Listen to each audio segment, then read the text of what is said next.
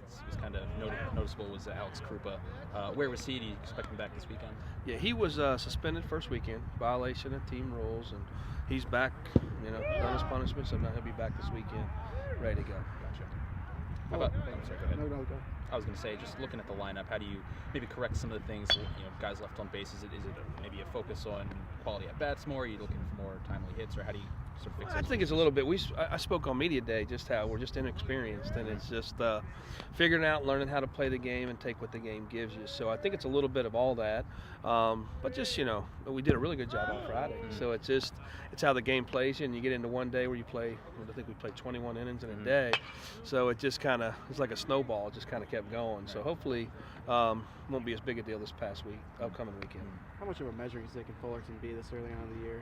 Kyle was saying it's the kind of game you got to schedule early or circle early on in the schedule. It's a big one. I mean, it's a measuring stick game. It's one of the best programs in the country, and so for us, we need to play well, and you're building a resume every week, and so hopefully we can get out there and play well and win some games, because you're hoping at the end of the year somebody's looking back and said, hey, they played well here and played well there, and these guys are worthy to wherever you go in the postseason. How much do you look for older guys when, like you said, things are maybe snowballing and there's a bunch of innings wrapping up? How much are you looking at those guys, the new senior leaders now, to be kind of taking charge of that type of thing? Well, you're hoping. I mean, that's the whole side of it. But even for some of those guys, it's new to them. Some of them haven't started. I have some seniors who hadn't been everyday starters, so you're dealing with getting those guys out there in the mix and then getting them comfortable too. Just start from the starting pitching wise, you guys.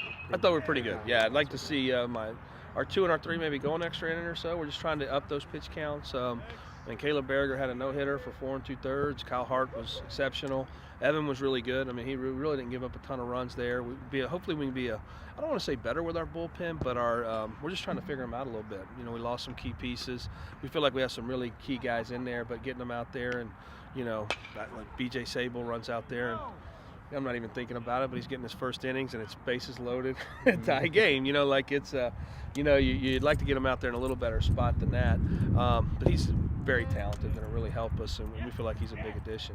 Is that one of the biggest challenges you have as a coach right now, just mixing and matching, finding where those pieces fit in the bullpen? And just who you trust. Yeah. We had Luke Harrison, who every time you get in the ball, you felt like you were getting a pretty consistent guy out there, and that's the hard part right now, because we have a lot of talented guys, but who's going to give it? Because when you go in the middle of a game, of a tight game, it can be lost quick. It can be lost quick. So it can. You're looking for guys who give you a consistent effort.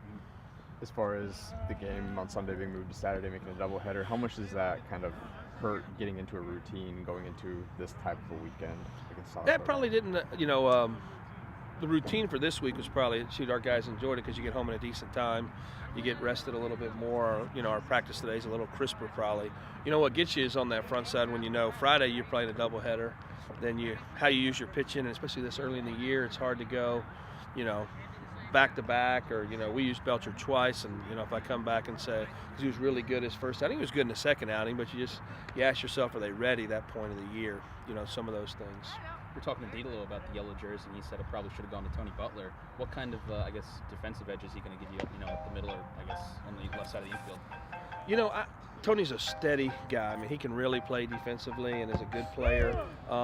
I think he's going to be fighting for that yellow jersey a lot as we go and move on with some different things that we have. But he's just steady. I mean, he just shows up every day and gives you that effort, and that's what we call him, a rock. I mean, he's just a rock out there. You're getting the same thing every day from Tony, which is really good baseball.